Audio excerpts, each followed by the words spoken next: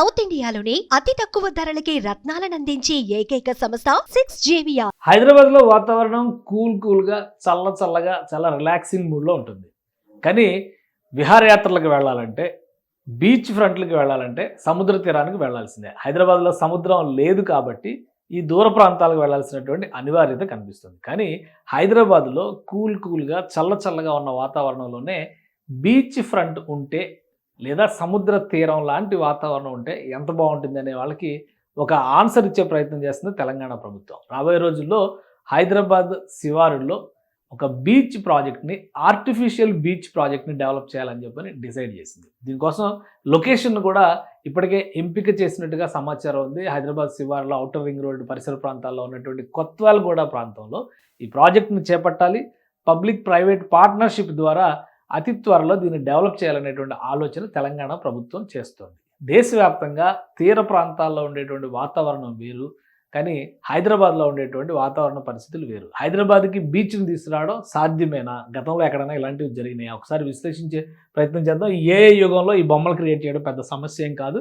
So హైదరాబాద్లో వాతావరణం ఈ విధంగా ఉండొచ్చు అని ఒక అంచనా అనమాట. ఆకాశ హర్మ్యాలు ఒకవైపు, సముద్ర తీరాన్ని తలపించేటువంటి వాతావరణం, కొబ్బరి చెట్లు, ఈత చెట్లు, ఇవన్నీ కూడా ఈ blue green brown combination create చేయడం ద్వారా బీచ్ వాతావరణాన్ని తీసుకురావాలని చెప్పని తెలంగాణ ప్రభుత్వం భావిస్తుంది.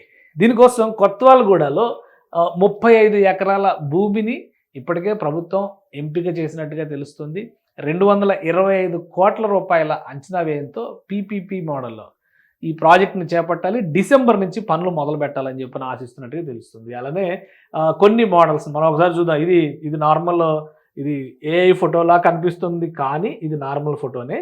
ఎందుకంటే ఇది ఒక బీచ్ వాతావరణాన్ని సృష్టించి, బీచ్ వాలీబాల్ వాతావరణాన్ని సృష్టించినటువంటి ఒక ఆర్టిఫిషియల్ ఏరియా. ఇది విదేశాల్లో చేయడం అనేది పరిపాటి. గతంలో చూస్తే కనుక ఆంధ్రప్రదేశ్లో కూడా ఉమ్మడి రాష్ట్ర ప్రభుత్వం నెక్లెస్ రోడ్ తీర ప్రాంతాన్ని మొత్తాన్ని కూడా బీచ్ వాలీబాల్ క్రీడల కేంద్రంగా, కయాకింగ్ లాంటి వాటి క్రీడల కేంద్రంగా హుస్సేన్ సాగర్ని మలిచే ప్రయత్నం జరిగింది. కానీ అక్కడ ఉన్నటువంటి వాతావరణం, ముఖ్యంగా నీళ్లు, మంచి నీళ్లు కాకపోవడం, అక్కడ ఉన్నటువంటి డ్రైనేజ్ వాటర్ ఎఫెక్ట్ ఎక్కువగా ఉండడం వలన అది అంతగా రంజింప చేయలేదు. అయితే దీనికి భిన్నంగా హైదరాబాద్ చుట్టుపక్కల ఉన్నటువంటి చెరువుల వ్యవస్థని దృష్టిలో పెట్టుకొని, కొత్వాల్గూడ ప్రాంతంలో ఉన్నటువంటి ఆ వనరుల్ని దృష్టిలో పెట్టుకొని రాష్ట్ర ప్రభుత్వం ఒక ఆర్టిఫిషియల్ చెరువుని ఏర్పాటు చేయడం ద్వారా, ఉన్న చెరువుల్ని విస్తరించడం, దానిలోకి క్యాచ్మెంట్ ఏరియాని డెవలప్ చేయడం ద్వారా అక్కడ బీచ్ వాతావరణాన్ని సృష్టించాలని చెప్పని భావిస్తుంది. ఈ సృష్టించేటువంటి బీచ్ వాతావరణంలో దాదాపు ఇలాంటి అవకాశాలే ఉంటాయి. ఒక పక్కన నగరానికి అంచుల్లో ఉండేటువంటి ప్లేస్ లాగా కనిపించవచ్చు. అలానే విదేశాల్లో కొన్ని చోట్ల ఇప్పటికే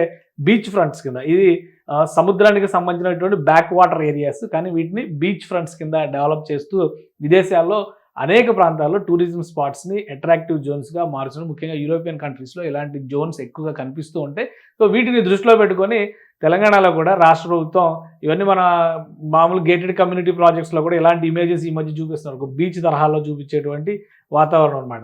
సో ఇవన్నీ దృష్టిలో పెట్టుకొని ఇలాంటి ఒక ఆర్టిఫిషియల్ జోన్ని క్రియేట్ చేయడం పెద్ద కష్టమైనటువంటి అంశం ఏమి కాదు అని చెప్పని రాష్ట్ర ప్రభుత్వానికి ఒక నివేదిక వచ్చింది. ఈ నేపథ్యంలోనే Telangana tourism development corporation private భాగస్వాములు ఎంపిక చేయడం ద్వారా 35 ఎకరాల భూముల్ని, 35 ఎకరాల స్థలాన్ని గుర్తించి శివారు ప్రాంతాల్లో ఈ బీచ్ ప్రాజెక్ట్ని డెవలప్ చేస్తారు. ఇందులో ఇట్లానే మామూలుగా ఏంటంటే సన్బాత్కి సంబంధించినటువంటి వ్యవస్థలు, వేవ్స్ అంటే సముద్రం తరహాలో ఈ నదిలో ఇక్కడ ఉండేటువంటి సరస్సుల్లో అలలు వచ్చే విధంగా ఏర్పాట్లు చేయడము, వేవ్ పూల్స్, ఇప్పుడు ఇవన్నీ వస్తున్నాయి కదా, వేవ్ పూల్స్, ఆర్టిఫిషియల్ వేవ్స్, ఇటువంటివి, వాటర్ గేమ్స్, స్పోర్ట్స్కి సంబంధించినటువంటి సాహస క్రీడలు, బంగీ జంప్ లాంటివి కూడా ఏర్పాటు చేయాలి.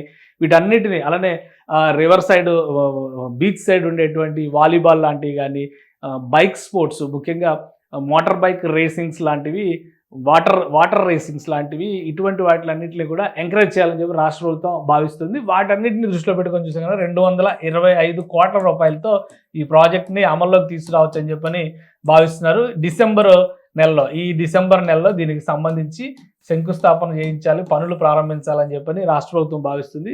కనీసం ఏడాదిన్నరలోగా దీన్ని వినియోగంలోకి తీసుకురావాలనేటువంటి ఆలోచన చేస్తుంది. అంటే ఇప్పటివరకు హైదరాబాద్లో పెద్ద అడ్వాంటేజ్ ఏదన్నా ఉంది అంటే అది వాతావరణం గురించి ఎక్కువ మాట్లాడతాం. సో అలాంటి ఆహ్లాదభరితమైనటువంటి వాతావరణంలో బీచ్ అట్మాస్ఫియర్ని కూడా క్రియేట్ చేస్తే కనుక ఖచ్చితంగా ప్రజలు దానికి ఆకర్షితులు అవుతారనేటువంటి ఆలోచన తెలంగాణ ప్రభుత్వం చేస్తుంది. మామూలుగా అయితే లాంగ్ వీకెండ్స్ కానీ, హాలిడేస్ కానీ, సమ్మర్ వెకేషన్స్ కానీ ఇట్లాంటివి వచ్చినప్పుడు దూర ప్రాంతాలకి, తీర ప్రాంతాలకు వెళ్ళడం అనేది పరిపాటిగా మారుతుంది. హైదరాబాద్లో ఉండేటువంటి అనేక మంది కుటుంబాలతో సహా అక్కడ విహారయాత్రలకు వెళ్తున్నటువంటి సందర్భాలు మనం చూసాం. సో ఇప్పుడు ఇక్కడ క్రియేట్ చేయబోయేటువంటి ఈ కొత్తవాల్గూడలో క్రియేట్ చేయబోయేటువంటి ఆర్టిఫిషియల్ బీచ్కి సంబంధించి వ్యవస్థలన్నీ కనుక అందుబాటులోకి వస్తే అదొక అద్భుతమైన రిక్రియేషనల్ జోన్గా మారిపోతుందని చెప్పి తెలంగాణ ప్రభుత్వం భావిస్తుంది. సో న్యాచురల్గా ఉండేదానికంటే ఆర్టిఫిషియల్గా క్రియేట్ చేసినవి వివిధ దేశాల్లో వివిధ రూపాల్లో సక్సెస్ సాధించినటువంటి సందర్భాలు ఉన్నాయి. సో హైదరాబాద్ బీచ్ ఎంతవరకు సక్సెస్ అవుతుందో వేచి చూడాలి. సుమన్ టీవీలో మీ పర్సనల్ అండ్ బిజినెస్ ప్రమోషన్స్ కోసం కింది నెంబర్కి కాంటాక్ట్ చేయండి.